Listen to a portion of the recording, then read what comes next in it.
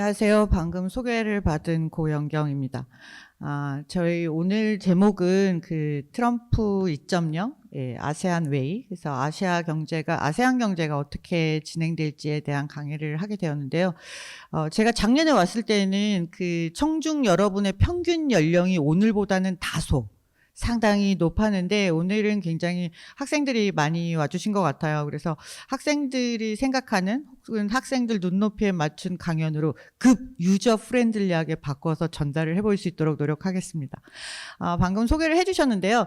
저는 지금은 현재 연세대학교 국제학대학원 디지털 통상 연구교수로 있고요. 그리고 지난 한국에서 연구원 생활 이런 것들도 하고 있지만 말레이시아에서 9년 정도 대학 교수를 했고 현지에서 많은 연구라든가 강의들을 진행을 했었습니다. 그래서 그런 저의 경험을 바탕으로 해서 나름대로 아세안에 대한 또 여러 가지 경제, 비즈니스에 관련된 인사이트를 녹여서 오늘 강의를 재밌게 진행해 보려고 합니다. 경청해 주시면 대단히 감사하겠습니다. 제 소개를 조금 아까 말씀드린 대로 그런 경험들이 있었는데요. 저는 사실 여러분 여기 학생들이 많이 계셔가지고 조금 더 보태자면 저는 사실 학부에서는 사회학을 했고 그리고 석사는 지역학 협동과정으로 동남아 연구를 전공을 했습니다. 그리고 고려대학교에서 경영학 박사로 파이낸스 박사를 받고 그 뒤로 이제 말레이시아를 나가게 되는데요. 여러분 여기 참석하신 분들이 얼마나 다양한 전공, 백그라운드를 가지고 계신지 모르겠지만 저처럼 굉장히 일관성 없는 전공을 가진 사람들도 계속해서 공부를 하면 이 자리에 설 수 있다는 살아있는 증거가 되는 사람이 아닐까 싶습니다.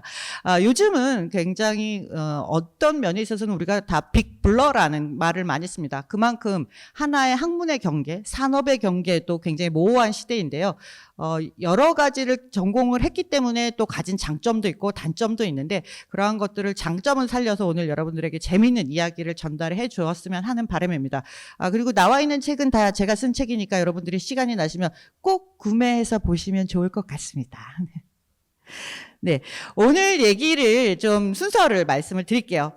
글로벌 리스크 트럼프 2.0에 어떠한 변화들이 진행되고 있고 또 왜 그래서 우리가 아세안하고 협력해야 되는지, 아세안 진출의 필요성, 그리고 아세안은 어떠한 성장 잠재력을 가지고 있고 아세안이 또 이렇게 변화하는 상황 속에서 어떤 대응 전략을 가지고 있는지, 그래서 우리하고는 어떤 파트너십을 맺으면 좋을까에 대한 이야기로 오늘 강의 내용을 구성을 했습니다. 여러분들 매일 자고 일어나면 매일 아침에 나오는 뉴스가 굉장히 여러 가지가 있는데요. 연예계 뉴스도 있고 세계 정치의 뉴스도 있는데 요즘 들려오는 뉴스 중에서 우리가 빼놓을 수 없는 게 미국 대통령 트럼프는 어젯밤 행정명령이 이런 얘기들 가장 많이 들으실 것 같습니다. 그만큼 굉장히 많은 뉴스들이 미국에서도 나오고 또 최근에는 중동에서도 나오고 다른 지역에서도 나오고 있습니다. 우리만 특별히 그러한 리스크가 커졌다라고 느끼는 것은 아닙니다. 2025년 글로벌 리스크에 대한 조사를 했는데요. 세계경제포럼은 매년 전문가들을 대상으로 해서 어떤 위기가, 어떤 요인이 가장 리스크가 큰가에 대한 조사를 합니다. 그래서 2024년에도 2023년에도 조사를 했고 2025년에는 어떤 위험이 가장 크게 작용할 것인가에 대한 조사를 했는데요. 그 표가 다음과 같습니다. 보면 State Based Armed Conflict예요. 그러니까 국가 간 무력 충돌, 그러니까 무력 전쟁의 정도가 아니라 무력 충돌이 일어날 수 있을 정도의 크나큰 긴장이 걱정이 된다. 리스크로 작용할 것이다. 라는 대답을 했습니다. 그 위에도 극단적인 기후변화 이런 것들을 많이 언급을 했는데요. 과거에 비해서 1위로 포함된 것들이 조금 더 무력 충돌까지 나왔으니까 극가적 긴장 관계가 굉장히 높아진 것들을 두려워한다라는 걸 알 수 있습니다. 물론 장기적으로 본다라면 기후변화가 더 심각한 위기라고 볼 수 있겠지만 지금 당장 우리의 비즈니스, 경제, 삶에 영향을 미치는 것 중에 지정학적인 리스크가 가장 크게 다가온다라고 대답을 하고 있는 것입니다. 그러니까 다른 말로 하면 우리가 지금 리스크라고 부르는 것은 다른 말로 하자면 굉장히 예측하기 어렵다라는 거예요. 그러니까 예측하기 어려운 걸 경제학이나 파이낸스에서는 전부 다 리스크로 간주합니다. 그래서 uncertain, unstable, instable 이런 것들을 전부 다 위험한 요소라고 보고 리스크라고 분류하고 있는데요. 그만큼 과거에 비해서 또 작년에 비해서 더 불확실하고 더 불안한 세계라고 세계 각국에서는 그렇게 보고 있습니다. 자, 여기에 우리가 뭐 중동이라든가 다른 지역에서 일어나고 있는 갈등 상황도 있지만 추가적으로 2025년의 불확실성을 가장 가중시키는 또 하나의 요인은 바로 미국발 뉴스입니다. 미국의 정치 상황이 변하고 미국의 경제 정책이 변하는 것은 미국이 가지고 있는 그만큼의 위상에 있기 때문에 전 세계적으로 다 영향을 미치죠. 그래서 한국에서도 매일 지난밤 트럼프 대통령은 어떤 언급을 했고 어떤 행정명령을 내렸는지를 우리가 계속 예의주시할 수밖에 없는 겁니다. 그래서 취임 1이 되자마자 이런 것을 할 것이다 라고 예상을 했고 모든 언론 매체라든가 전문가들이 이런 것들에 영향을 미칠 것이다 라고 예상을 했어요. 그래서 저는 이거를 제가 정리하는 것보다 미디어에서 만든 인포그래픽을 사용했는데요. 이게 조금 더 자세히 보이기 때문이죠. 그래서 보다 보면 한국, 일본, 대만, 호주 등 인도태평양 국가들도 역시나 우리가 중요한 미국의 동맹 국가이긴 하지만 영향을 굉장히 많이 받고 우리가 이 리스크를 어떻게 해결할 것인가에 대한 고민들을 많이 해왔습니다. 이 표는 사실은 이제 3일 PwC 경영연구원과 딜로이트에서 만든 표를 제가 좀 약간 수정을 해서 갖고 왔는데요. 이게 보기가 좋았던 이유는 일단 앞글자를 트럼프로 따가지고 말을 만들어내니까 이게 조금 이해하기가 쉽고 재밌어 보였어요. 그래서 트럼프의 트레이드 테리프, 그러니까 관세가 무엇보다도 영향을 많이 미칠 것으로 예상을 했고, 그리고 또 법인세 인하라든가 친기업 정책들 이런 것들도 물론 영향을 미칠 거고, 이민 정책, 안보에 관련된 정책, 이러한 정책들이 일종의 하나의 미국 내에서의 영향만 미치는 것이 아니라 전 세계적으로 우리가 룰 베이스라고 했던 기존에 갖추고 있었던 질서들을 굉장히 많이 바꾸게 될 것이고, 이것들이 결국은 우리의 경제에도 많은 영향을 미칠 것이라고 보고 있습니다. 과거에는 프리 트레이드, 자유무역을 지지했던 WTO 체제를 가지고 갔더라면 앞으로는 좀 더 자국 이익의 무역주의적인 정책, 조치들이 더 많이 일어나고 있고 지금도 취해지고 있는데, 이것들은 단순히 미국에서만 일어나는 것이 아니라 이에 대응해서 지금 캐나다도 멕시코도 유럽도 각각 다른 조치들을 취하고 있죠. 이에 상응하는 조치들을 취하고 있는데, 이건 결국 두 국가만의 문제가 아니라 여기에 연결되어 있는 글로벌 밸류체인, 공급망에 연루되어 있는 모든 국가들에게 있어서도 상당히 영향을 미칠 수밖에 없습니다. 가장 최근까지 찾아본, 제가 이 강의를 준비하면서 찾아봤을 때 3월 19일 기준까지로 봤을 때 트럼프 미국 대통령이 행정명령에 서명한 게 모두 89개였습니다. 그러니까 굉장히 행정명령이라는 것은 그게 의결 절차를 거치지 않기 때문에 굉장히 빠르게 시행되는 조치인데 매일 몇 개씩 쏟아져 나오고 있다는 얘기죠. 그래서 이런 것들을 하나씩 어떤 조치가 행해지고 어떤 영향을 미칠까에 대해서 모든 연구자들이 매일매일 따라가기도 사실 벅차다라는 얘기를 하고 있습니다. 그래서 크게 본다라면 이러한 조치들이 결국은 보호무역주의를 강화시키고 미국 중심의 질서에서 다극체제로의 변화를 가지고 올 것이며, 미국의 제조업이 부흥할지는 모르겠지만 미국의 제조업을 위시한 정책들이 감안되면서 중국과의 디커플링은 훨씬 더 강화되리라는 예상을 하고 있습니다. 그리고 이에 따라서 글로벌 공급망은 당연히 지금까지도 재구성이 되고 있지만 그 재편의 과정이 앞으로 더 심화될 것이라고 예상을 하고 있습니다. 자, 이렇게 따지면 이런 조치들에서 상당 부분 영향을 더 많이 받는 국가가 있을 수 있고요. 그에 비해서 다소 영향을 덜 받는 국가도 생길 수밖에 없습니다. 그래서 더 이코노미스트에서 만들어낸 트럼프 리스크 인덱스라는 게 있습니다.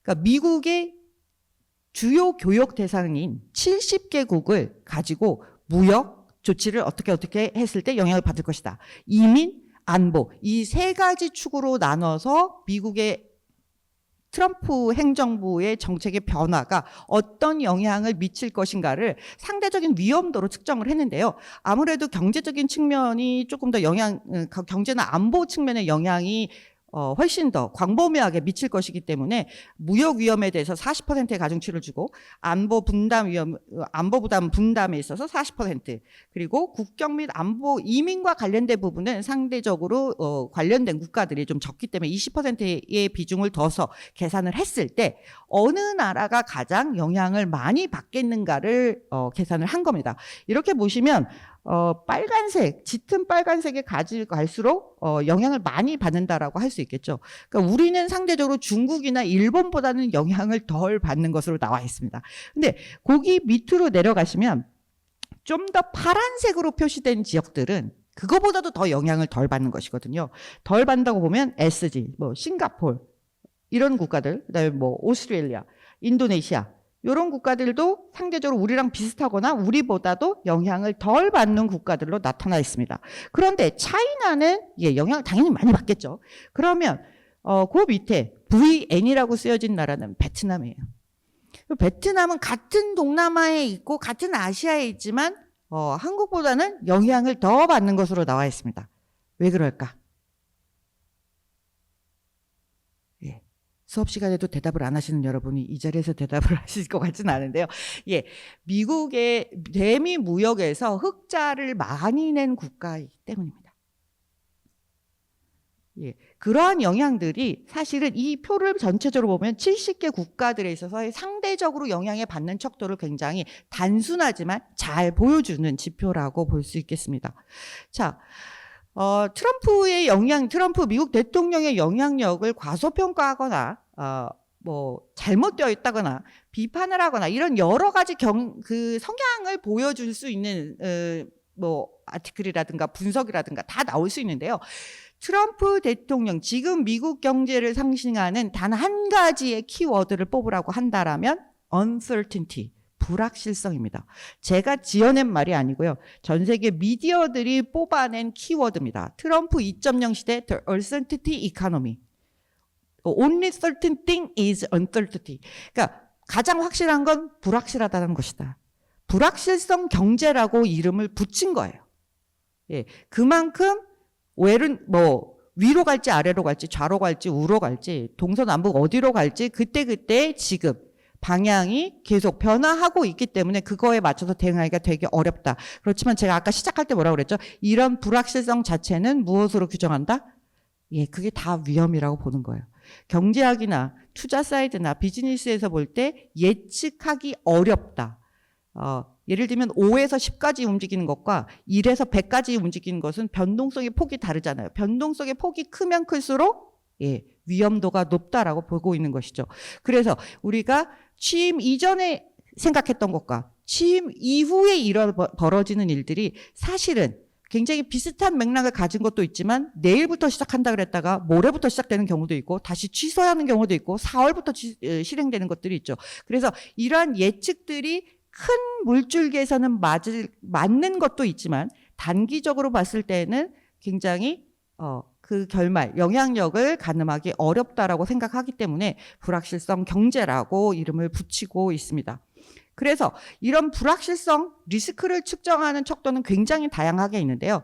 여러 가지 지표를 보더라도 불확실성이 굉장히 극대화된 상태, 안정적이지 않은 상태로 나오고 있습니다. 자, 한국은행에서도 이런 불확실성을 예측한 바가 있는데요. 미국이 대중 관세를 진짜 처음에 얘기한 대로 60%를 부과했다라고 하면, 그리고 다른 국가들에 대해서는 유니버설하게 똑같이 10%를 올린다고 한다면 우리나라 대중 수출이나 수출 연계 생산 자체도 굉장히 많이 감소하게 될 수밖에 없고 우리 전체 경제 생산 GDP도 1%포인트 하락할 거라고 예상을 하고 있습니다. 그만큼 긍정적인 요인보다는 마이너스 요인을 굉장히 많이 가지고 있다는 얘기가 되겠죠. 자, 그러면 불확실성이 커졌다라는 것은 다 인정하고 있습니다. 리스크가 커졌다라는 것도 다 알고 있어요. 그러면 가장 중요한 건 우리가 리스크 요인을 통제할 수 있는 범위가 아닌데, 그렇다면 우리가 지금 어떻게 대응하는 것이 가장 좋으냐? 리스크를 좀 이렇게 분류해보면 세계화는 후퇴하고 보호무역이 득세하고 미국의 우선주의와 다극체제가 지금은 서로 충돌하고 있는 상태라고 볼 수 있고요.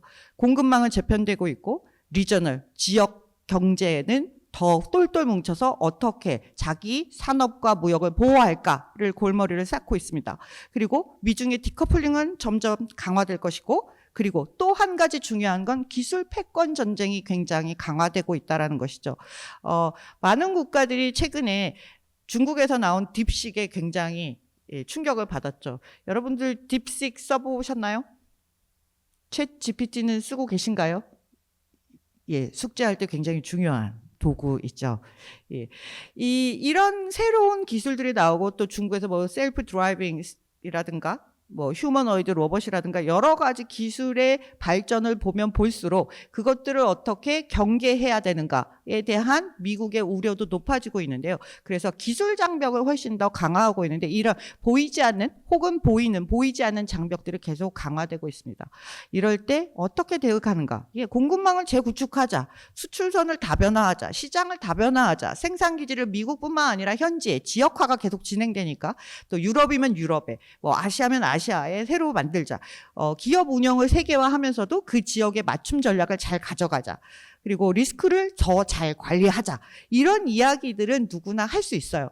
예, 그것이 정답이라는 것도 알고 있습니다. 그렇다면 공급망을 재구축해야 되는데 어디로 가서 재구축을 할 것이며, 시장을 다변화하라는데 지금 나가 있는 시장 말고 더 어디로 가야 하는가에 대한 질문, 혹은 나가는 건 나가는데 그러면 1번 타자로 어디를 나갈 것이며, 미국 말고 또 어느 시장을 우리가 주목해 봐야 하는가에 대한 질문들을 할 수밖에 없습니다.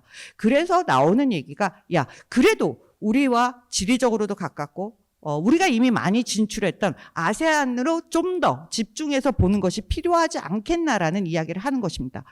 많은 국가들이 요즘은 전문가들이 글로벌 사우스가 부상하고 있다는 얘기를 많이 해요. 선진국들이 북반구에 많이 있기 때문에 재개발도상국들이 주로 남반구에 있기 때문에 이걸 다 묶어서 우리가 글로벌 사우스라고 하고, 여기가 세계 전체 인구의 한 7, 80% 이상을 차지를 하고 있고, 그렇지만 전 세계 GDP에는 40%밖에는 차지하지 못하고 있기 때문에 이 지역이, 그러나 성장 속도가 빠르기 때문에 주목해 봐야 된다라는 이야기들을 많이 하고 있습니다. 그렇다면 이 글로벌 사우스에 우리가 다 똑같이 진출할 거냐? 예, 중국도 있고 인도도 있고 브라질도 있고 인도네시아도 있고, 이런 국가들을 우리가 일괄적으로 다 가기는 굉장히 어려운 상황에 놓여 있습니다. 많은 사람들이 브릭스를 이야기하고 있지만 이미 진출한 지역도 있고, 때로는 여기에 맞는 산업도 있고 그렇지 않은 사업들도 있는 거예요. 그러다 보니까 또 브릭스 가운데에서는 뭐 여전히 환율의 변동성도 크고 적합하거나 적합하지 않은 국가들도 있습니다. 또 다른 한편에서는 글로벌 사우스, 브릭스를 이야기하는데, 또 다른 쪽에서는 얼터너티브 에이시아라는 말을 쓰면서 새로운 아시아 지역을 주목하기도 하는데요. 바로 중국이 여태까지 세계의 공장을 상징했다라면, 그 중국의 역할을 대체할 수 있는 지역으로는 그 이외의 다른 아시아 국가들이 있다라는 이야기입니다. 그래서 얼터너티브 에이시아라는 말을 쓰고 있는데요. 그게 바로 동남아시아와 인도, 서남아를 포함한 이런 지역들이 앞으로 세계의 공장으로 커가지 않겠냐라는 전망을 많이 하고 있습니다. 특히나 이런 지역들은 미중 패권 전쟁, 무역 갈등 속에서 상당히 많이 성장한 부분도 있습니다. 그리고 상대적으로 높은 경제 성장률을 보여주고 있는 것도 사실입니다. 그렇지만 인도와 동남아가 또 같은 카테고리에 묶일 수도 있고 그렇지 않은 경우도 있습니다. 아직까지 우리나라의 대인도 투자는 그렇게 활성화되고 있진 않지만 기업들이 많은 관심을 보여주고 있는 것도 사실입니다. 자, 그런데 지금까지 우리가 가장 많이 나갔고 투자도 많이 했고 우리가 가서 열심히 협력을 했던 지역을 꼽으라면 아무래도 글로벌 사우스 전체에서가 아니라 중국을 뺀다라면 역시 동남아시아를 가장 먼저 꼽을 수 있을 것 같습니다. 한때는 제2의 교역 파트너였지만 2023년도 통계 자료를 기준으로 본다면 한국이 무역을 가장 많이 하는 국가는 중국, 미국, 아세안입니다. 아세안이라고 한다면 동남아시아 국가 연합의 줄임말입니다. Association of Southeast Asia Nations예요. 그걸 줄여서 아세안이라고 하는데 여기에는 모두 10개 국가로 구성이 되어 있습니다. 가장 소득 수준이 높고 잘 사는 싱가포르, 1인당 소득 수준이 8만 5천 달러를 넘어서 이제 9만 달러를 향해 가고 있는, 한국보다 소득 수준이 거의 3배나 높은 국가가 되겠습니다. 굉장히 작은 도시국가죠. 그리고 인구가 가장 많고 세계 최대 무슬림 인구를 보유한 국가, 여기 빨간색으로 표시된 국가가 바로 인도네시아입니다. 인도네시아는 섬나라인데요. 섬이 모두 몇 개일까요? 라고 질문을 내고 제가 스타벅스 쿠폰이라도 드리고 싶지만 아직 준비된 게 없어서 네, 다음번에 저를 불러주시면 그런 걸 한번 해볼게요. 예, 모두 섬이 17,000개가 넘습니다. 셀 수 있는 섬만 센 거예요. 그거보다는 훨씬 더 많은 섬이 있는데 그걸 다 안 센 겁니다. 그냥 대충 이 정도로 마무리하자 해서 17,500개가 넘습니다. 동서의 길이는 5,000km가 넘습니다. 모스크바에서 런던까지의 거리 정도 되고요. 미국의 동서가 가장 넓은 걸 길이를 재도 5,000km가 조금 안 되는 걸로 알고 있습니다. 그러니까 그 정도로 인도네시아를 우리가 대국이라고 하고 인도네시아 사람들도 스스로를 대국의 프라이드를 갖고 있다고 하는데 진짜 많아요. 인구는 2억 8천만 명입니다. 전 세계에서 지금 제일 인구가 많은 국가가 어디죠? 예, 인도. 예, 인도, 중국, 뭐 이렇게 내려가겠죠. 예, 인도네시아도 만만치 않게 2억 8천만 명을 가지고 있습니다. 그리고 최근에 뉴스에서 많이 흘러나오는 필리핀도 전부 섬으로 이루어져 있고 인구가 1억이 넘습니다. 베트남도 역시 1억이 넘는 인구를 가지고 있고요. 말레이시아, 태국, 미얀마, 브루나이, 캄보디아, 라오스, 또 여러분들 젊은 사람들이 요즘 가장 많이 배낭여행 여행을 가는 곳 중에 하나가 바로 라오스죠. 이렇게 10개의 국가로 이루어져 있습니다. 여기는 우리가 교역만 많이 하는 것이 아니라 우리나라 기업들 또 투자를 가장 많이 한 지역이기도 합니다. 그리고 우리가 가장 많이 건설 수주를 하는 지역이기도 하고요. 우리가 소위 말하는 한류, K-컬처, 한류라고 이야기하는 한류의 붐을 일본에서 시작되고 중국으로 넘어가고 지금까지 가장 우리 드라마나 K-팝의 열렬한 팬들을 자처하는 지역이기도 합니다. 이렇게 우리하고는 이미 밀접한 관련이 있어요. 그러면 이 동남아시아 국가연합은 왜 자기들끼리 이렇게 똘똘 뭉치게 되었는가? 처음에는 이 5개 국가, 그러다가 이제 순차적으로 다른 국가들이 참여를 하기 시작했어요. 원래는 공산주의와 자유주의의 어떤 대결 구도 속에서 우리가 식민지에서 독립한 다음에 이쪽 라인도 저쪽 라인도 가담했다가 치였다. 우리는 우리 나름의 제3의 길을 가겠다라고 해서 독자적인 목소리를 내기 위해서 뭉쳤고요. 그리고 상당히 많은 자원과 인구를 가지고 있고 빠른 경제 성장률을 보이면서 우리들끼리 모여서 우리도 경제 블록을 하나 만드는 것이 우리가 성장하는 데 유리하지 않겠냐라고 해서 아세안 경제 공동체라는 것을 2015년에 결성을 하게 됩니다. 그러니까 경제 공동체니까 이 안에서의 무역은 관세도 거의 없고요. 99% 없어졌습니다. 그리고 인적인 교류라든가 투자라든가 이런 것에 대해서 장벽이 많이 없어졌어요. 그러다 보니까 영내에서의 서로 투자와 교류가 굉장히 활성되고 하나의 경제 주체로서 보다 상대적으로 다른 여타의 조직체들과 혹은 기관들과 상대적으로 네고시에이션 하기에 좋아지는 경우도 있고 기업의 입장으로 보면 시장이 그만큼 통합된 시장이 열렸다라고 보면 될 것 같습니다. 그래서 실제로 이런 경제 공동체를 추진해서 만들고 났더니 통관 서비스도 개선되고 그러니까 국가 간의 교류도 많아지고 연결성, 인프라 이런 것들이 많이 늘어났죠. 그리고 각종 제도를 수준이 점점 높아지는 거예요. 일괄적으로 맞춰줘야 되니까요. 그러다 보니까 여러 연구 결과에 따르면 실제로 아세안 경제 공동체 추진으로 경제 기표가 크게 개선된 것으로 나왔고요. 실질적으로 GDP 성장률도 올라갔고 1인당 소득 수준도 많이 개선이 됐습니다. 그리고 아세안 경제가 이렇게 성장하면서 전 세계 글로벌 밸류체인에 참여하는 참여도도 상당히 많이 올라갔습니다. 자, 우리나라와 아세안은 그러면 최근에만 이렇게 서로 밀접한 관계가 됐을까? 그런 것들은 아닙니다. 우리가 1960년대 후반부터 인도네시아의 목재라든가 석탄이라든가 이런 자원 때문에 교류를 시작한 부분도 있고 그리고 외교적으로 우리나라가 저런 제3지계에 있는 국가들과 교류를 해야 되겠다라고 시작해서 외교 관계가 먼저 또 시작된 부분들도 있습니다. 그렇게 해서 1970년대에는 또 노동 집약적인 산업들이 조금씩 진출을 해서 섬유라든가 봉제 이런 부분들이 해외 진출을 하기 시작했고요. 1990년대에는 그 당시에도 결국 건설, 금융 같은 부분들도 굉장히 동남아 진출을 많이 했는데 우리가 다 같이 아시아 금융 위기를 맞으면서 굉장히 소원해졌다가 2000년대부터 다시 투자와 교류가 많이 활성화되었습니다. 그리고 그 이전에 최근에는 10년 전에 우리가 신남방 정책이라는 걸 추진하면서 전략적 동반자 관계로 격상을 시켰어요. 그만큼 우리에게도 저들에게도 상호 간에 굉장히 파트너십이 중요하고 실질적으로 그런 관계의 격상이 이루어졌습니다. 그러면 최근의 지표를 한번 볼게요. 우리나라가 해외 수출을 많이 하죠. 우리나라는 수출 경제라고 하고 수출이 무너지면 한국 경제 무너진다. 이런 얘기들 항상 하고 있습니다. 그런데 실제로 보면 우리가 어디에다가 수출을 많이 하는가를 봐야 돼요. 우리 미국만 수출을 많이 하는 게 아닙니다. 중국에만 수출을 많이 하는 게 아니에요. 우리가 아세안이 한때는 2위였다가 지금 3위로 내려가는데 아세안의 수출을 엄청나게 많이 합니다. 그러니까 그만큼 우리하고는 경제적으로 뗄래야 뗄 수 없는 관계로 이미 들어간 거예요. 그러면 야 우리는 뭐 굉장히 단순한 제품만 수출하고 이럴 것 같죠? 전혀 그렇지 않습니다.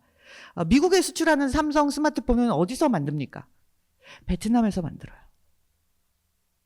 베트남 경제에서 삼성전자가 차지하는 부분도 굉장히 중요하고 효성도 되게 중요한데 이들이 거기서 만들어서 거기서 생산해서 소비하는 것이 아니라 결국은 미국이나 유럽이나 다른 나라로 수출을 하기 때문에 생산 거점이 되어 있는 거거든요. 그러면 거기서 만들기 위해서 사가야 되는 부품은 한국에서 가져가고 핵심 부품은 또 중국에서 가져가고 이렇게 하는 부분들이 있기 때문에 한국과 중국과 또 베트남과 미국의 우리의 밸류체에는 그렇게 다 연결이 되어 있다라고 보시면 될 것 같습니다. 그러다 보니까 아세안이 우리와는 굉장히 교류가 많은데 우리의 인식 속에서는 아직 아세안은 그렇게 가깝거나 우리의 경제에 있어서 큰 도움이 된다고 생각하지 못하는 거죠.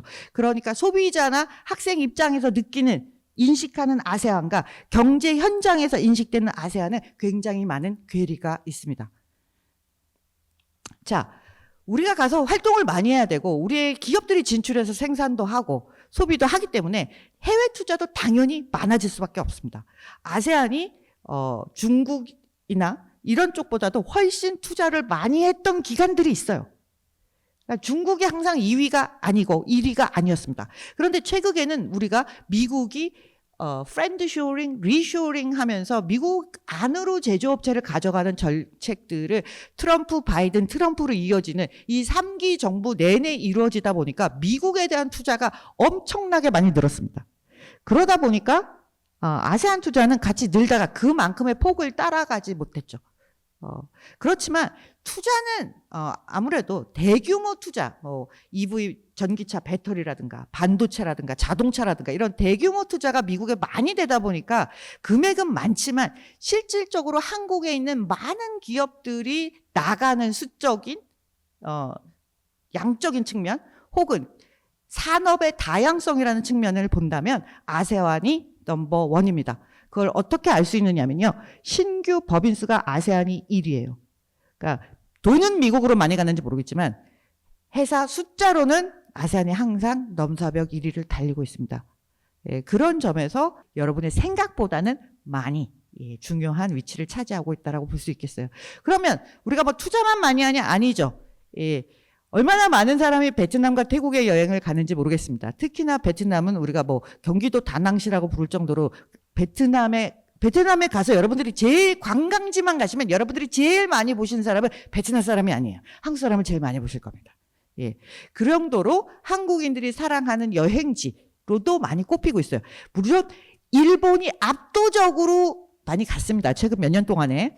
예, 2024년을 본다면, 통으로 본다면 일본을 압도적으로 많이 간 것 같지만 아세안 전체적으로 따지면 일본만큼이나 우리나라 사람들이 여행을 많이 가요. 그러면 우리만 여행을 가고 그들은 안 올까? 아니죠. 여러분들 학교 가서 캠퍼스에 보시면 중국 학생들도 많지만 베트남 학생들도 엄청 많아요. 그러니까 우리의 인적 교류도 양적으로도 굉장히 많이 늘었습니다.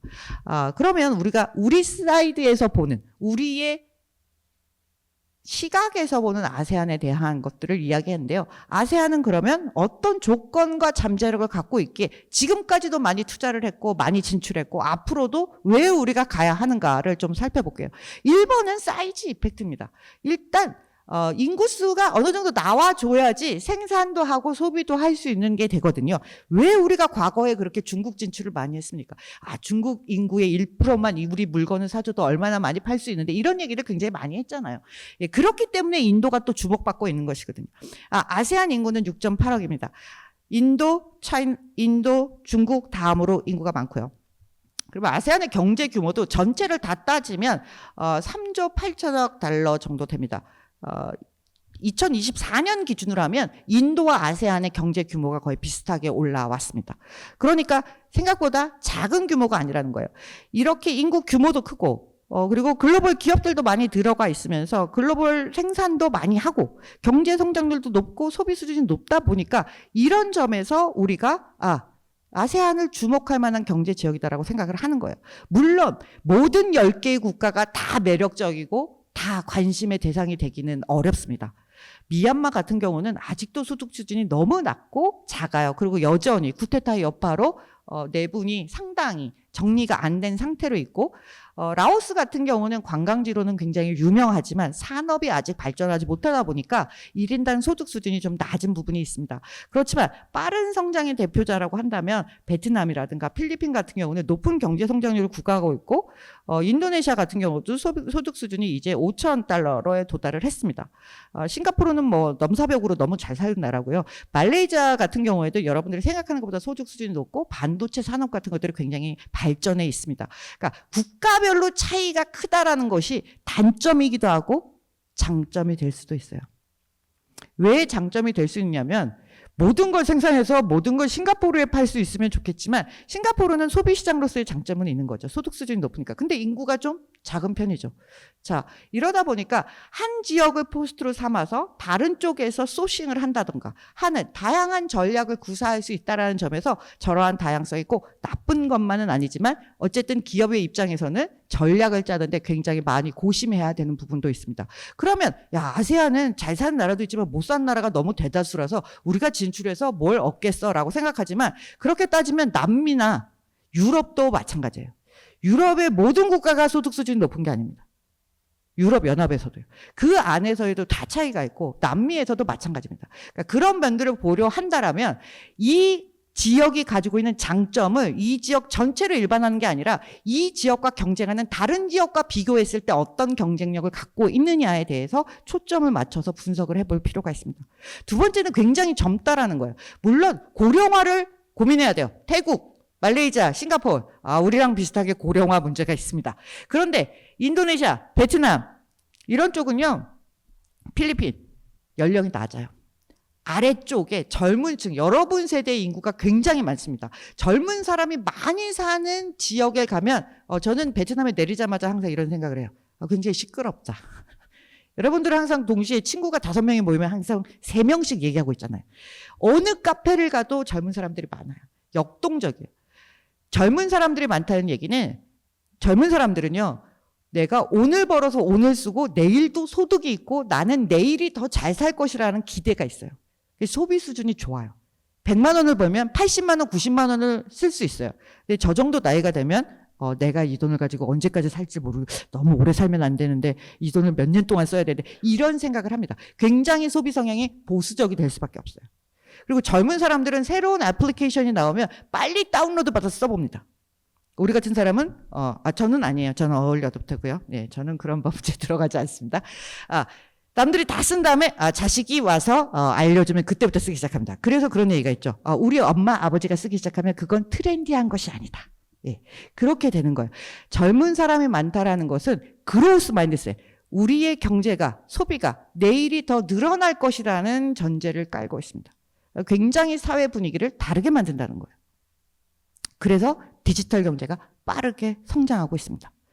세 번째는 이 동네는 자원이 많아요. 예.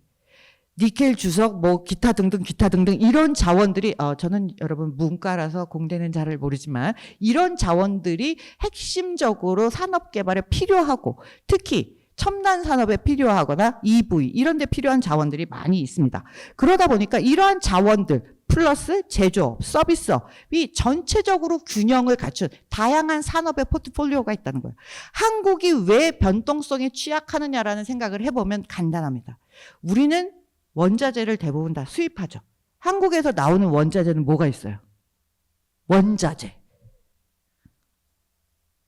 지하 자원으로 한정해서 말하자면 뭐가 있을까요? 지하에는 별로 있지도 않은 것 같고요. 예, 지상에는 우리는 여러분들 인재가 답니다. 예, 우린 지하 자원이라고 할 게 없어요. 여기는 인도네시아 같으면 땅을 긁으면 석탄이 나옵니다. 상업성이 되게 좋아요. 전 세계에서 우리가 전기차 배터리를 만들 때 가장 핵심적으로 중요한 광물을 뭐죠? 그래서 제가 제일 앞에 써놓기도 했는데 니켈입니다. 니켈을 전 세계에서 가장 많이 가지고 있는 나라가 인도네시아입니다. 그러니까 많은 전기차 배터리 업체, 특히 한국 아니면 뭐 어디서 전기차 배터리를 제일 많이 만듭니까? 중국이죠. 중국 업체들이 들어가서 열심히 니켈도 캐고 재련도 하고 이런 걸 하고 있어요. 그래서 한국은 모든 걸 수입하기 때문에 유가가 조금만 올라도 타격을 입어요. 그리고 전체적으로 분위기가 좋아지지 않습니다. 1970년대 우리가 5.1 쇼크를 맞아서 한국 경제가 진짜 역사상 유례 없이 낮은 경제 성장률, 마이너스 경제 성장률을 보인 적이 있습니다. 그거 빼놓고는 뭐 거의 없긴 하지만. 그런데 이 나라들은요, 다른 게 안 좋아지면 자원 가격이 올라와서 되게 좋아해요. 전 세계가 러시아 우크라이나 전쟁 때문에 타격을 받았는데 이 동네는 나름 제조업 말고 원자재를 생산해서 판매하는 광업이나 이런 쪽에 종사하는 기업들은 굉장히 속으로 기쁜 마음을 감출 수 없었습니다. 자고 일어나면 가격이 오르는 거예요. 뿐만 아니라 팜오일, 우리 뭐 과자 만들고, 여러분 샴푸 만들고 때 들어가는 팜오일도 동남아가 전 세계에서 가장 많이 생산합니다. 태양광, 날도 더운데 뭐 태양광 원천은 뭐 무지무지하죠. 뿐만 아니라 여러 가지 재생에너지 원천이라고 되는, 조수 간만의 차를 위한 조력 발전이라든가 풍력, 지열 뭐 이런 발전의 가능성도 상당히 많이 있습니다. 그래서 산업 포트폴리오를 다양하게 구성할 수 있는 잠재력을 충분히 가지고 있다는 거예요. 이러다 보니까 많은 기업들이 들어와서 생산하고 수출하고, 그래서 전체 글로벌 밸류체인에 참여하는 정도도 굉장히 넓어지면서 세계 경제에 좀 더 밀접하게 들어와 있습니다. 이러다 보니까 안정적으로 높은 경제 성장률을 구가했어요. 다른 지역과 비교해서 최고로 높진 않아요. 중국보다 더 높은 경제 성장률을 구가했다고 말씀드리는 게 아니에요. 다른 지역이 막 오르락내락할 때 그냥 꾸준히 5% 정도는 우리는 항상 간다는 거예요. 여러분 아까 예측 가능성이 떨어지고 변동폭이 커지면 다 리스크라고 했는데 그 변동폭이 상대적으로 적은 겁니다. 그래서 꾸준히 높은 성장률을 구가하다 보니까 소득 수준도 높아졌죠. 사람 어쨌든 가처분 소득, 내 주머니에 돈이 많아야 소비를 할 수 있지 않겠습니까? 그래서 과거에 비해서 상당히 1인당 평균 소득 수준이 굉장히 많이 놀랐고요. 그리고 중요한 건 purchasing power parity, 구매력으로 따지면 소득 수준이 16,000, 18,000, 지금 17,000달러 정도가 넘었습니다. 왜 그럴까? 왜 구매력으로 따지면 저렇게 높아졌을까? 여러분 구매력으로 계산할 때는 한 달 뭐 100달러로 얼마나 살 수 있을까? 뭐 생활에 필요한 물품을 사는데 돈이 얼마나 드나 이런 것들을 계산하는 거잖아요. 상대적으로 물가가 저렴해서 그렇습니다. 원자재도 나오고 뭐 쌀도 한 3모작 정도 하고 뭐 여러 가지가 많이 나오잖아요. 물론 중요한 물품, 생산에 중요한 소비재, 제조업에 중요한 기계 장비라든가 이런 건 수입할 수 있지만 저기서 나오는 생활 물품 때문에 전체적으로 일반 생활 물가가 싸기 때문에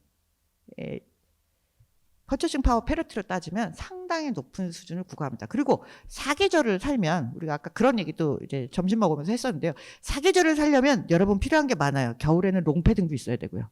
봄 가을이 되면 우리는 트렌치 코트도 있어야 되고요. 한여름이 되면 에어컨도 켜야 됩니다. 여러분 제가 말레이시아에서 9년을 살면서 저 동네 많은 현지 조사도 다녀보고 했는데요. 더운 나라에만 살면 사계절 옷은 필요하지 않습니다. 생활비가 적게 들어요. 그런 부분에서도 상당히 유리하다라고 보면 되겠습니다. 그리고 최근에 가장 이 경제를 떠받쳤던 외부의 중요한 요인, 제가 앞에서 말했던 글로벌 리스크하고 연결했을 때 굉장히 중요한 요인은 어디 있냐면 지정학적인 요인입니다. 미국하고 중국의 사이가 안 좋아졌어요. 디커플링이 막 돼요. 중국에 투자하는 기업들, 중국에서 생산하는 거는 야 이제 미국으로 못 갖고 와. 이런 얘기들을 하다 보니까 어디로 가야 됩니다. 중국을 빠져나와서 어디론가 가야 돼요. 그럼 중국을 빠져나와서 미국으로 가자니 미국에는 제조업 기반이 없어진 지가 오래고 생산 단가가 너무 높아서 막 가서 맞출 수가 없어요. 자, 그랬을 때 대체 지역으로 떠오르는 데가 한 3군데 정도가 가장 많이 기업들이 떠올렸습니다. 일단 미국에 가까운 멕시코를 간다. 미국에서는 좀 멀지만 중국에서 바로 나와서 중국에서 부품을 조달하고 생산하기 좋은 인건비가 싸고 상대적으로 안정된 지역을 간다. 어디? 동남아시아로 많이 오는 겁니다. 그 다음에 야, 우리는 유럽 기업이니까 그냥 유럽 인근에서 계속 해야 되겠어. 그러면 동유럽 인대로 가는 겁니다. 가장 많이 온 지역은 일단 멕시코하고 동남아로 가장 많이 갔습니다. 그런데다가 정세가 불안하니까 원자재 가격 뜨죠. 그래서 또 혜택을 좀 받습니다. 그리고 이런 외국 기업들이 많이 들어오니까 외국인 직접 투자가 늘고 제조업의 수출이 늘어났습니다. 당연히 그렇게 해서 벌어들이는 돈이 국내로 돌다 보니까 다시 사람들이 돈을 벌어서 소비를 하기 시작하는 거예요. 더 많은 소비를 하게 됐습니다. 그러니까 기존에 갖추고 있었던 생산 경제력의 조건에 지정학 요인이 붙으면서 더 성장할 수 있는 기반이 마련된 거라고 볼 수 있습니다. 자, 제가 이걸 그냥 말로 하는 게 아니에요. 이런 기업들이 다 갔습니다. 제가 이미 다 쓸 수 없을 정도로 새롭게 진출한 기업도 있고 중국에서 일부러 옮겨온 기업도 있고 기존에 생산하는 기업들은 더 투자해서 생산을 늘린 많은 기업들이 있습니다. 그러니까 외국인 투자가 제가 그래프를 너무 이렇게 납작하게 눌려서 그래서 그렇지 저걸 약간 위아래로 늘리면 상당히 가파른 우상향하는 그래프를 보실 수가 있어요. 자, 국가별로 따지면 뭔가 저 싱가포르이 엄청나게 많은 투자를 받은 것으로 보이는데요. 싱가포르는 금융의 허브고 아시아 동남아 헤드쿼터가 저기 있다 보니까 싱가포르를 거쳐서 돈이 다시 나가는 형태가 많아서 그런 거예요. 그래서 저 보면 인도네시아와 말레이시아와 태국, 베트남 다 외국인 투자가 늘었습니다. 그래서 그 트레이드 원은 미국하고 중국에 있는데 누가 웃었다? 멕시코, 베트남, 말레이시아가 웃었다라고 이야기를 하고 있습니다. 가장 큰 혜택을 본 건 이제 베트남이라고 할 수 있죠. 그래서 베트남은 지금 무역 흑자가 너무 많아서 고민을 하고 있는 겁니다. 자, 여태까지 이런 잠재력들을 가지고 앞으로는 그럼 어떻게 될 거라고 보냐? 이건 제 분석이 아니고 베인 컴퍼니가 했던 분석을 제가 갖고 왔습니다. 지금까지는 누가 가장 높은 성장률을 역대급 보여줬냐? 중국이 성장을 이끌었어요. 중국이 10%, 뭐 8%, 요즘은 많이 낮아져서 뭐 5%, 뭐 이렇게 이야기하지만 10% 안팎의 높은 성장률을 10년 이상 구가했던 굉장히 고도 성장을 했던 국가는 중국뿐이었고 앞으로도 중국밖에 없을 것 같긴 한데요. 그렇게 많이 성장했는데 지금 최근에 중국의 성장이 꺾이고 누가 중국보다 더 많은 높은 성장률을 기록할 것으로 기대되냐? 인도하고 동남아 일부 국가라고 예상을 하고 있습니다. 이제 중국도 6%, 7%, 8%의 성장률을 기록하기는 쉽지 않은 상황이 됐어요. 그런데 그거보다 베트남의 성장률, 인도의 성장률이 높을 것으로 예상이 되고 또 하나는 외국인 투자 증가율이 중국으로 아무도 투자를 하기 어렵기 때문에 그 투자가 이쪽 지역으로 올 거라고 예상을 하는 거죠. 이것이 긍정적인 또 하나의 앞으로 성장 추세를 전망하는 데 긍정적인 요인으로 작용할 것으로 보고 있습니다. 자, 그렇다면 제가 지금 포텐셜과 성장을 어떻게 했는지를 얘기를 많이 드렸어요. 그런데 아까 얘기했던 것처럼 글로벌 리스크가 지정학적 위기가 아세안의 성장에 중요한 요인이 되면 앞으로도 계속 그렇게 작용하지 않을까요? 라는 질문이 있을 수도 있을 것 같습니다. 그런데 세상이 그렇게 단순하면 얼마나 좋겠어요. 그렇지 않습니다. 복잡하게 얽히고 설키고 트럼프 정책의 변화라는 또 하나의 리스크 요인이 등장하면서 우리가 새롭게 좀 다시 들여다봐야 할 부분들이 있습니다. 아세안은 많이 컸습니다. 아까 얘기했던 것처럼 중국에 투자를 못하니까 아세안으로 투자를 많이 했는데 일단 미국 기업들이 엄청나게 투자를 많이 했습니다. 중국 기업들도 해외에 나가야지 살 수 있고 이제 국내 시장이 좁고 자기들도 마켓을 넓혀야 되고 중국에서 생산해서 미국으로 수출하기 어려우니까 밖으로 나가는 영향도 있습니다. 그리고 중국 기업들도 중국 물건을 가지고 동남아 6억 8천만 명의 시장을 노리고 들어온 것들도 있죠. 그러다 보니까 중국의 투자도 늘었지만 가장 눈에 띄는 부분은 미국의 투자가 엄청나게 많이 늘었다는 겁니다. 자, 그러면 교역을 보자는 거예요. 교역을 보면 대미 수출이 엄청나게 늘었습니다. 대중국 수출은 쫙 꺾이죠. 중국 경제가 안 좋았던 거예요. 그런 것도 있고 중국 경제가 안 좋은 것도 있는데 중국보다는 미국에 수출할 때 얻을 수 있는 베네핏이 훨씬 컸던 거죠. 그렇지만 다른 방면으로 보면 미국에서의 수입도 늘긴 늘었어요. 왜냐하면 첨단 장비들도 사와야 되고 이런 것들이 있으니까요. 그런데 중국에서의 수입은 늘었습니다. 아까 말씀드린 대로 중간재라든가 이런 걸 수입해 와야 되거든요.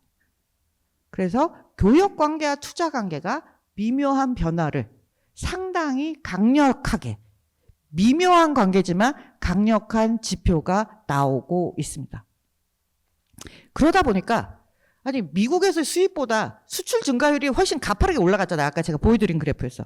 지금 보시면 미국에 대한 수출이 많이 늘다 보니까 당연히 흑자가 늘었어요.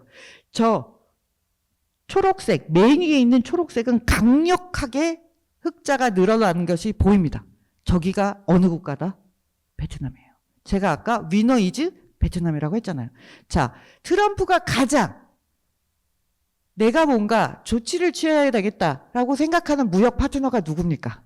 우리나라에서 흑자 많이 본 국가를 내가 1번 타겟으로 협상을 하겠다라고 언급을 했어요. 그러다 보니까 베트남, 말레이시아, 태국 이런 나라들은 긴장감이 고조될 수밖에 없습니다. 그러면 이 나라들은 아세안에서만 순위가 저렇게 돈을 많이 버는 아닙니다. 미국 전체적으로 봤을 때도 흑자를 많이 본 기업 중에 중국, 멕시코, 베트남 있죠. 쭉 내려가면 타이완, 저펜, 사우스 코리아 이렇게 쭉 내려가면 저 밑으로 요 나라들이 쫙 포진해 있습니다. 그러다 보니까 트럼프가 당선되는 것이 어떤 새로운 정책의 변화를 요구하게 될 것이라고 미리 알고 있었습니다. 우리가 알고 있었던 것처럼 트럼프 2.0은 아메리카 퍼스트고요. 그것 때문에 가지고 오는 불확실성이 늘어나는 경제죠. 그런데 다행인지 불행인지 애매하지만 트럼프가 베트남과 한국을 언급한 적은 있어요. 무역흑자 너무 많이 봤다고. 그렇지만 전체적으로 봤을 때 전 세계에서 러시아 우크라이나 전쟁이라든가 가자 이스라엘 문제라든가 이런 문제가 너무 시급하기 때문에 아세안은 우선순위 없습니다. 바이든 시절에도 그렇고 트럼프 1.0 시대에도 아세안은 미국의 우선순위 없기 때문에 협상을 빨리 해야 되는 대상으로 부상하지 않고 있는 거예요. 그러니까 다른 한편으로는 시간이 좀 남은 거죠. 그 사이에 정책의 변화의 방향성들을 보고 또 준비할 수 있는 시간이 생기기도 했습니다. 그래서 어떻게 대처할 것인가 라는 걸 보고 있는 거죠. 그래서 여기 보시면 국가별 무조건 미국은 이제 미국과 아세안으로 대화하는 게 아니에요. 미국과 베트남, 미국과 인도네시아, 미국과 말레이시아 이렇게 1대1로 대화할 때는 상대적으로 힘이 굉장히 약하겠죠. 니고시에이션 파워가 약하긴 하지만 자국의 이익에 따라 어떻게 대처할지는 또 다른 전략들이 나오다 보니까 지금은 일단 아세안에 먼저 관심이 없기 때문에 로우 프로파일 전략을 가져가고 있는 상황입니다. 그래서 경제적으로 보면 글로벌 공급망 재편은 아까 처음에도 얘기했지만 계속 진행이 됩니다. 그러니까 아세안은 그런 부분에서는 일정 부분 지속적으로 수혜를 입을 거라고 보고 있어요. 그렇지만 흑자가 높은 몇 개 국가들은 특정한 산업 부분에 있어서 타격을 받을 가능성을 배제할 수는 없습니다. 그렇지만 또 경제 부분야만 영향을 미치는 게 아니라 당연히 안보와 외교의 관계에 있어서도 변화가 예상이 됩니다. 남중국해의 문제는 굉장히 중요한 이슈죠. 영해의 문제이기 때문에 동남아 국가들 입장에서도 중요한 주권의 문제이기도 하고 미국의 입장에서는 중국과 마주하고 있는 아시아 태평양에서 마주하고 있는 최전진 기지로서의 남중국해의 문제도 있습니다. 남중국해는 단순히 필리핀만 관련되어 있는 게 아니에요. 필리핀, 인도네시아, 베트남 다 관련되어 있습니다. 그래서 남중국해 문제를 크게 건드리지 않고 넘어가서 여기서 더 심각한 문제가 발생하지 않기를 많은 국가들이 원하는 바인 거죠. 그렇지만 미국이 여기에 대해서 또 어떤 압박을 하게 될지에 대해서 또 우려의 시선으로 보고 있기도 합니다. 그리고 미국 우선주의는 어쨌든 동남아 협력을 별로 중요시하지 않기 때문에 시간은 벌었지만 다른 한편으로는 이 지역에서 어디에 개발 원조를 받아야 되는 몇 개의 국가들이 있죠. 캄보디아, 라오스 뭐 이런 국가들은 갑자기 미국이 원조를 다 끊었어요. 다 끊으면 하고 있던 사업은 어떻게 되느냐. 그러니까 미국에 대한 감정이 좋아질 가능성이 별로 없겠죠. 그러면 갑자기 확 중국하고 잘 지내야지. 이렇게 될 가능성도 별로 없어요. 이 국가들의 특징은 어느 쪽에도 치우치지 않고 우리가 유연한 정책을 펼치겠다라는 게 기본적인 안보 외교의 자세입니다. 네. 근데 이런 부분도 사실 상황이 변하는 거에 따라서 대응이 달라질 수 있는 부분도 있습니다. 여전히 여기까지도 불확실성이 확대되는 측면을 볼 수가 있습니다. 그래서 정리를 해보자면 지정학적인 요인, 안보 이슈도 있고요. 관세 위협도 가지고 있고 공급망 재편을 통해서 차이나 플러스 원 전략이라는 얘기 되게 많이 들어보셨을 거예요. 많은 국가나 기업들이 차이나 플러스 원으로 하기 때문에 수혜를 받고 앞으로도 수혜를 볼 가능성이 있지만 또 이러한 위험 요인이 위아래로도 있고 또 한편으로는 중국의 제조업이나 테크 기업들이 훨씬 많이 진출을 하게 될 것으로 예상이 되기 때문에 그래서 결국은 외국인 투자 유치도 또 다소 증가될 가능성이 있는 것도 사실입니다. 그러다 보니까 각국이 이렇게 되면 이렇게 해야지, 우리도 자주적인 외교를 하지만 실용적으로 외교를 해야지라고 이렇게 될 거라는 각국 전문가들의 의견들이 있어요. 이런 것들을 여러분들이 하나씩 좀 읽어보시면 될 것 같고요. 이거는 그 학자들이 이야기하는 이렇게 진행하면 이러한 방향으로 낼 것이다라는 예견과 조언에 가깝습니다. 그렇다면 진짜로 각국은 지금 어떤 일을 하고 있는가를 국가별로 좀 살펴볼게요.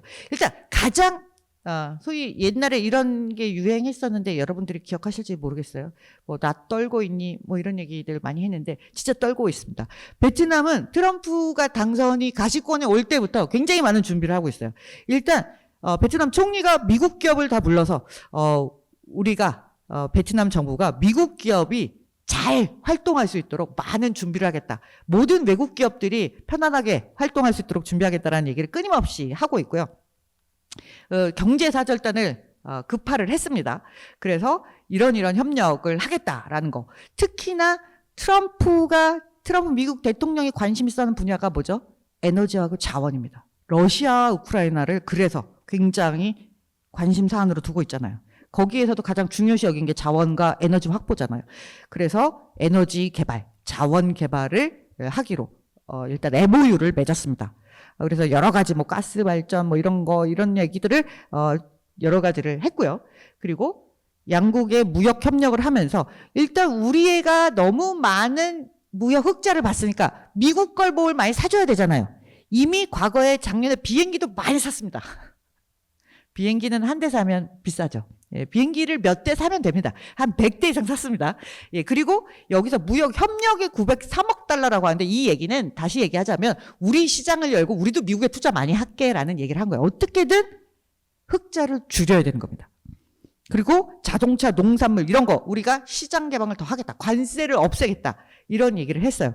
그리고 아주 대표적인 사례로 자, 트럼프하고 요즘 미국 정치에 있어서 가장 뉴스에 매일 나오시는 분이 있죠. 일론 머스크라고. 예. 이분이 테슬라 말고도 하는 사업이 또 있죠. 위성을 띄우는 스타링크 사업이 있습니다. 이게 원래 이 텔레커뮤니케이션 기간 산업으로 분류가 돼요. 이 인프라잖아요. 통신 인프라잖아요. 이게 베트남에서 외국인 기업이 할 수가 없어요. 근데 스타링크를 하고 싶은 거예요. 그래서 스페이스X의 베트남 진출을 전제 조건으로 뭐 이런 걸 하게 해달라 했을 때 지금 빠르게 없던 규정을 만들어서 인터넷 서비스 사업을 할 수 있도록 빠르게 패스해 주려는 노력을 하고 있습니다. 이게 단적인 예인 거예요. 무역 마찰이 일어나기 전에 우리가 벌어놓았던 시간 중에서 미국의 무역 흑자를 줄이고 미국이 원하는 걸 먼저 들어주면서 선제적인 대응을 하기 위한 방편이라고 보시면 되겠습니다. 인도네시아는 일단 자원이 많기 때문에 그걸 가지고 미국과 핵심 광물 FTA를 체결하기를 굉장히 원했습니다. 지금 니켈은 너무 중국 기업들이 채굴하고 만드니까 가공을 하니까 이걸 그대로 미국으로 수출하기가 어렵습니다. 중국 자본이 묻었다는 거예요. 중국 기술이 묻었다는 거예요. 이 부분을 어떻게 해결할 것인가라는 과제가 남아있고, 그런데 지금 인도네시아 대통령, 프라보 대통령은 원래 국방장관 출신이고 과거에 군 출신입니다. 그러다 보니까 국방 안보를 강화하면서 중국과 굉장히 좋은 관계를 지금 유지를 하고 있는데, 미국과의 관계를 풀기 위해서 또 새로운 대안을 들고 나올 수도 있는데, 지금 인도네시아 같은 경우는 자기들이 굿 네이버 팔러시라고 해가지고 주변 국가들하고 골고루 잘 지내겠다라고 이미 천명을 하면서, 인도네시아 프라보 대통령이 당선된, 그러니까 대통령으로 취임하기 전에 이미 당선인 시절부터 수십 개국을 다니고 있어요. 그러니까 외교 행보를 굉장히 넓히고 있는데, 지금 아직 트럼프랑은 만나지 못했는데 거기서 꺼낼 카드를 아마 궁리를 하고 있는 것으로 생각되고 있습니다. 근데 트럼프와 프라보가 그렇게 뭔가 합의점을 잘 찾아질지는 잘 모르겠어요. 네, 그래서 어쨌든 인도네시아 같은 경우는 광물 자원을 활용한 자기네들의 포지셔닝을 강화하려는 전략을 추진을 하고 있습니다. 필리핀은 일단 남중국 대당사자입니다. 필리핀에는 미 해군 기지가 있었고 그거를 없앴다가 요즘은 다시 훈련을 하기 위해서 해군 기지 사용을 허가를 해주고 있어요. 그래서 미국과 필리핀은 군사적으로나 안보적으로 굉장히 강력한 동맹 관계를 유지를 하고 있는데, 이런 관계도 트럼프 시대에는 변화의 가능성이 보이고 있기 때문에 거기에 대해서 지금 필리핀도 많은 모색을 하고 있습니다. 그래서 방위 파트너십을 다양화하겠다. 트럼프가 과거와 같은 정책을 유지하지 않을 걸로 보이니까 어떻게 일본, 호주 이런 국가들과의 관계를 강화시키는 방법으로 대안을 구색을 하고 있습니다.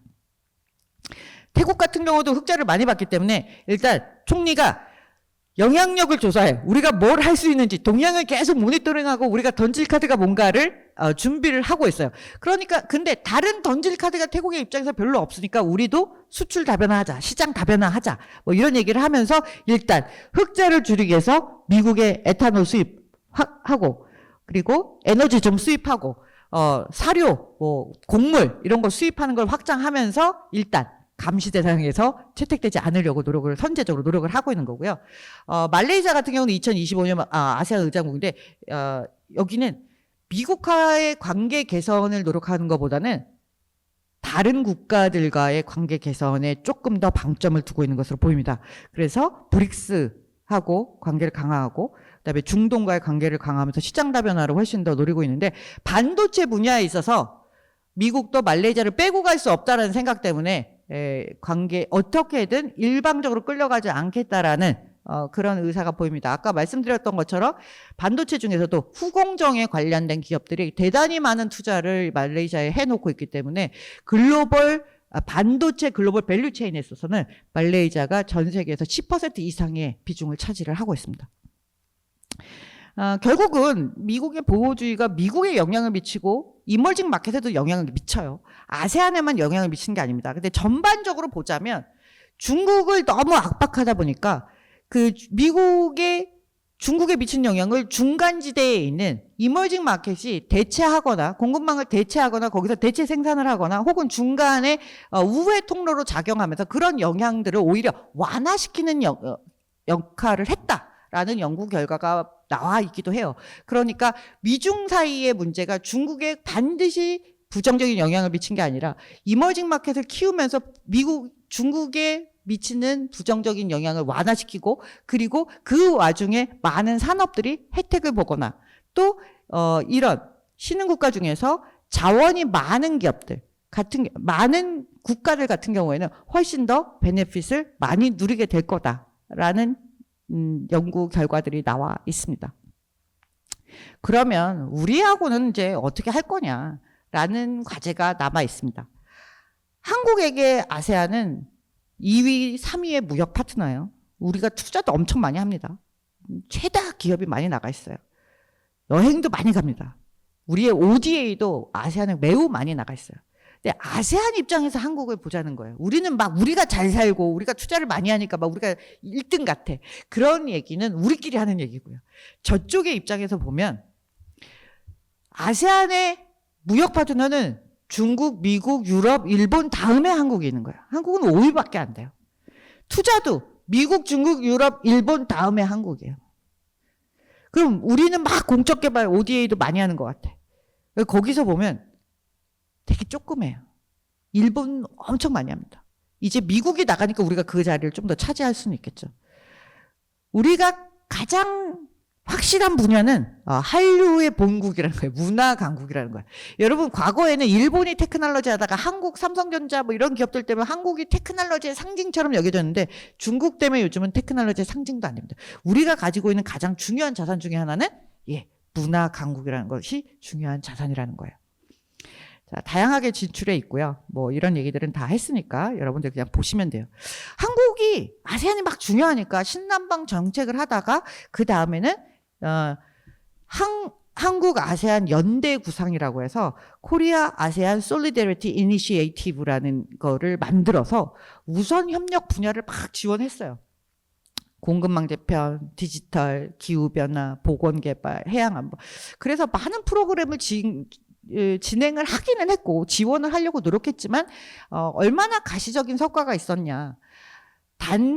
단기간의 성과를 내기도 어렵긴 하지만 왜 우리와 아세안은 많은 기업이 진출하고 투자하고 했지만 마치 중국이나 일본의 아세안 관계보다 되게 약하게 보이고 브랜드가 강하지 않는 이유는 뭘까? 우리가 그렇게 드라마도 많이 보고 K-팝도 많이 듣고 하는데 실질적으로 한국 상품이 많이 팔리느냐? 라는 점을 들어가면 그렇지 않다는 거예요. 한국 식당 되게 많다고 나와요. 뉴스에 보면 막 한국 식당이 막 천지빛깔이로 있을 것만 같습니다. 그렇지만 일본 식당이 훨씬 많습니다. 쇼핑몰에 가면 일본 식당이 한 10개 있으면 한국 식당이 한 3개 있는 거예요. 그러다 보니까 우리가 생각하는 것처럼 아세안이 우리를 잘 사는 나라로 인식하거나 우호적인 국가로 인식하는 건 있지만 한국이 생각하는 것처럼 강한 포지셔닝을 갖고 있지 않다라는 거예요.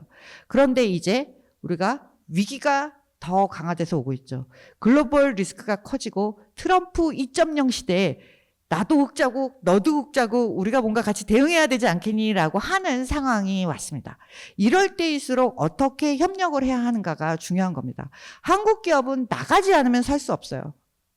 어쨌든 글로벌 포트폴리오를 만들어야 되는데 남미에도 갈 수 있고 다른 국가도 갈 수 있지만 그나마 잘할 수 있는 아세안에서 더 입지를 다지는 것이 중요한 전략적 선택이 될 수밖에 없습니다.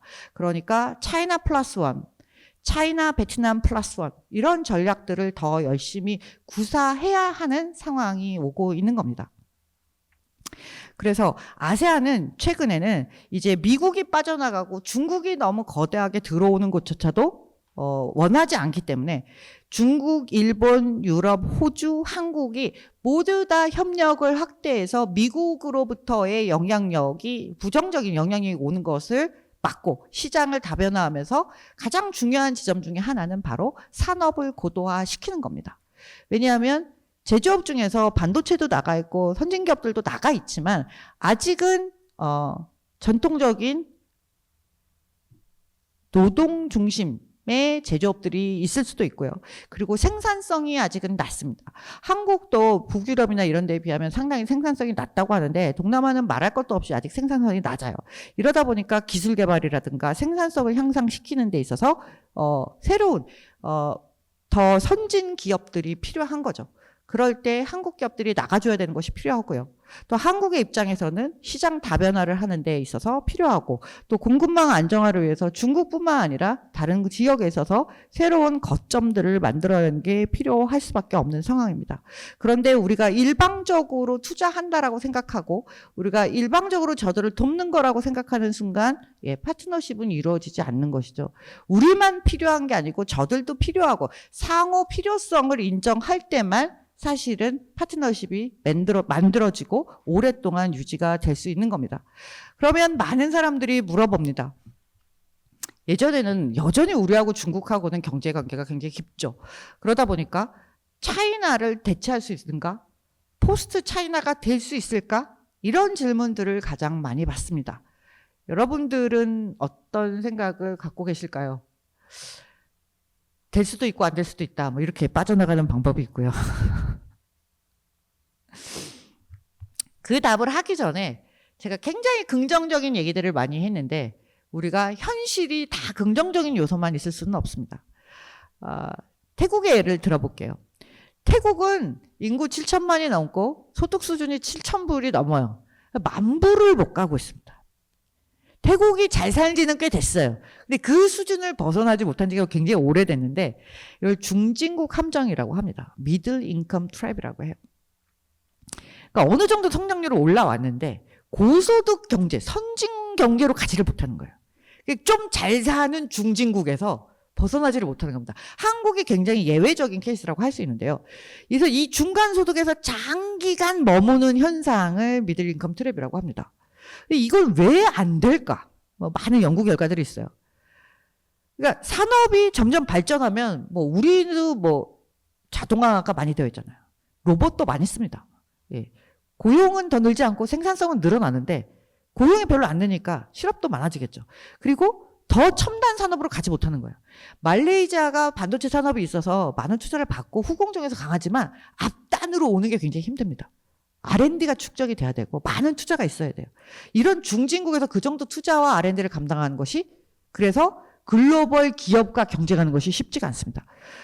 그러다 보니까 그렇게 하다 보면 수출 경쟁력이 점점 약화되고 노동력에 의지하면 더 싼 지역으로 갈 수 있죠. 그래서 기술 이전에 실패하고 가장 선진국들과의 기술 경쟁도 불가능하고 그리고 더 소득 수준이 낮은 곳하고 가격 경쟁도 안 되고 이러다 보면 중진국 함정에서 벗어나기가 되게 힘든데 사실은 태국이 가장 대표적으로 그런 함정에 갇혀 있고요. 또 인도네시아나 베트남이 더 성장해서 저런 중진국 함정에 갇히지 말라는 보장도 없습니다. 그럼에도 불구하고 많은 이 대표적인 여러분들이 얼굴만 봐도 알 수 있는 구글 그리고 애플, 엔비디아, 마이크로소프트 이런 회사들의 CEO들이 열심히 방문을 합니다. 싱가포르만 가는 게 아니에요. 잘 사는 싱가포르만 가지 않습니다. 베트남도 가고 인도네시아도 가고 말레이시아도 가고 굉장히 많이 다녀요. 왜 그러냐? 앞에 제가 말씀드렸던 잠재력, 그 다음에 약점 이런 것에도 불구하고 이들이 계속 가는 이유는 글로벌 포트폴리오가 중요하기 때문이에요.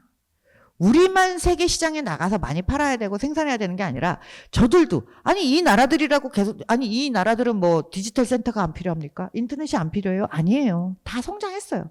그런 부분들에 대한 수요를 앞으로 예상하고 파트너십을 맺기 위해서 직접 날아가서 정치 지도자도 만나고 앞으로 해야 될 일을 이야기하는 겁니다.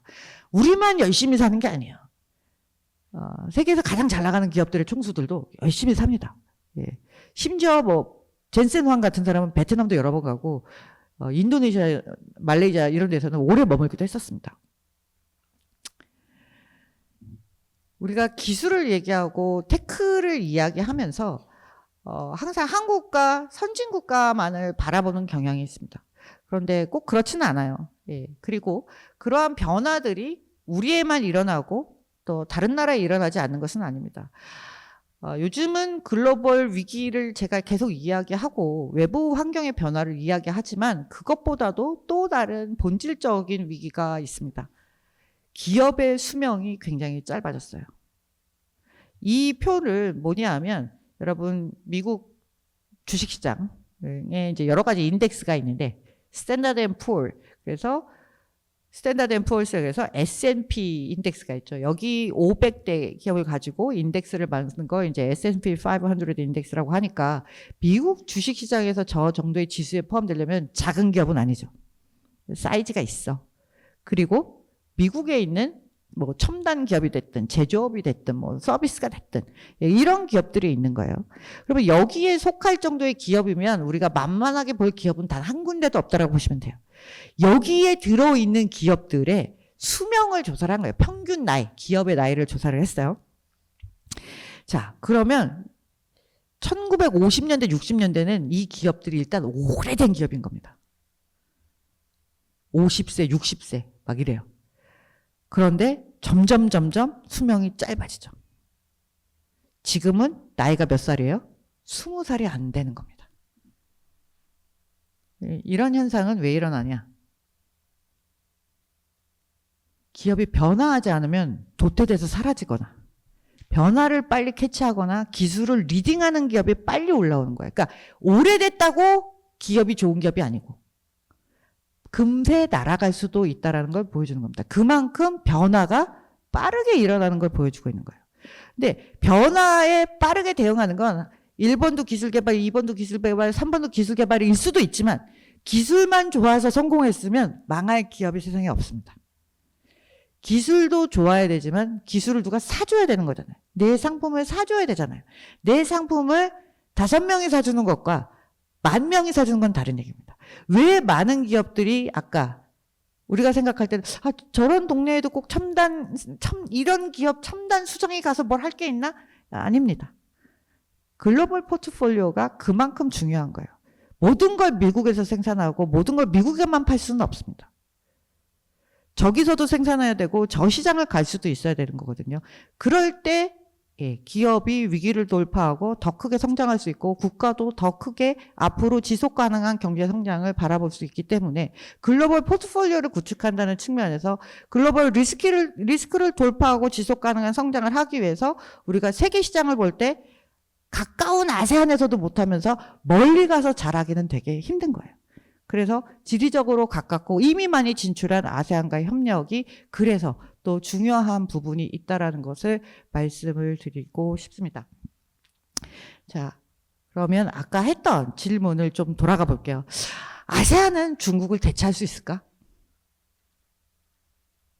아세안 아까 저희가 아세안을 볼 때는 한국이 5위 정도 된다고 했잖아요.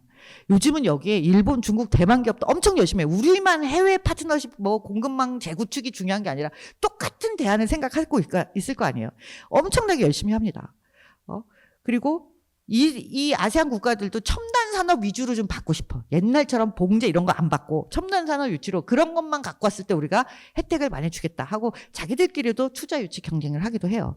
그래서 우리가 아세안과 경쟁을 할 때, 아세안에 진출할 때는 과연 경쟁 구도에서 우리가 가져갈 수 있는 경쟁력은 무엇인지, 또 저들보다 우리가 잘할 수 있는 건 무엇인지, 저런 경쟁 구도를 인식하고 들어가는 것들이 가장 중요하고요. 국가 교점 전략은 있는지, 또 어떤 부분에서 산업 협력을 할 수 있는지 좀 더 구체적인 질문들을 해가면서 진출하는 것이 필요합니다. 자, 그렇다면 아세안이 이런 모든 면들을 생각을 했을 때 중국을 대체할 만한가? 판단은 여러분의 몫이지만 저는 그 어떤 한 개의 국가도 중국을 대체할 수는 없다라고 생각을 해요. 어떤 한 지역이, 한 국가가 중국이 가지고 있는 이 엄청난 제조업 역량, 기술의 역량, 그리고 빠른 시스템을 대체하기는 굉장히 어렵습니다. 그리고 거기는 투표하고 이런 나라가 아니잖아요. 제도를 접근하는 방식이 다릅니다. 그런 점에서 인도도 중국을 능가하기는 그러니까 대체한다라는 의미에서 똑같이 대체한다, 지금의 역할을 대체한다는 의미에서는 굉장히 어렵다라고 봅니다. 그렇지만 그러면 중국을 대체할 수 없으니까 하지 말자, 그런 얘기는 아닌 거죠. 그래서 좀 더 리저널 밸류체인, 우리가 글로벌 공급망을 막 얘기했는데 글로벌 공급망이 이제는 잘 안 굴러가는 자유무역 시대가 가고 있잖아요. 그래서 무엇을 많이 얘기하느냐, 지역화가 되고 있으니까 리저널 밸류체인 얘기를 굉장히 많이 하거든요. 리저널 밸류체인을 만들어서 베트남 플러스 원, 태국 플러스 원, 일본은 그렇게 하고 있습니다. 베트남 플러스 원, 태국 플러스 원 전략들을 쓰고 있는 거예요. 그러니까 차이나 플러스 원이 힘들면 차이나를 완벽하게 대체했으니까 베트남 플러스 원, 태국 플러스 원 이런 전략들을 모아서 중국의 의존도를 줄이고 리스크를 줄여가면서 돌파해야 된다라는 전략들을 세우고 있는 것이죠. 저는 아세안 비즈니스 경제 전문가이기도 하고 또 유튜브에서 저를 찾아보시면, 구글에서 저를 찾아보시면 글로벌 기업들의 이야기를 전하는 기업 스토리텔러로도 활동을 합니다. 제가 한 기업의 130개 정도의 국내외 기업들의 기업사를 다뤄봤어요. 하나도 쉽게 성공하거나 쉬운 기업은 없습니다. 전 세계에서 제일 잘 나가는 기업들도요, 다 위기가 있었고 극복해야 되는 것들이 과정이에요. 아세안과의 관계 대선은 제가 중앙일보에 작년에도 올해도 계속 뭔가 쓰고 있는데요. 아세안이 가장 중요해서 제가 트럼프 2.0 아세안 협력 전략 이런 얘기들을 하는 것이 아닙니다. 말씀드린 대로 전 세계에 해야 될 파트너들은 굉장히 많은데 그 중에서 글로벌 포트폴리오 관점에서 아세안이 그만큼 중요하고 아세안을 여러분들이 생각하는 시각과 실제 우리가 경제 관계를 맺고 있는 아세안과의 관계가 다르다는 측면에서 그래서 다시 한번 새겨보고 배워볼 부분이 있다라는 측면에서 오늘 그런 이야기들을 전해드렸습니다. 제 강의는 오늘 여기까지 해서 마치도록 하고요.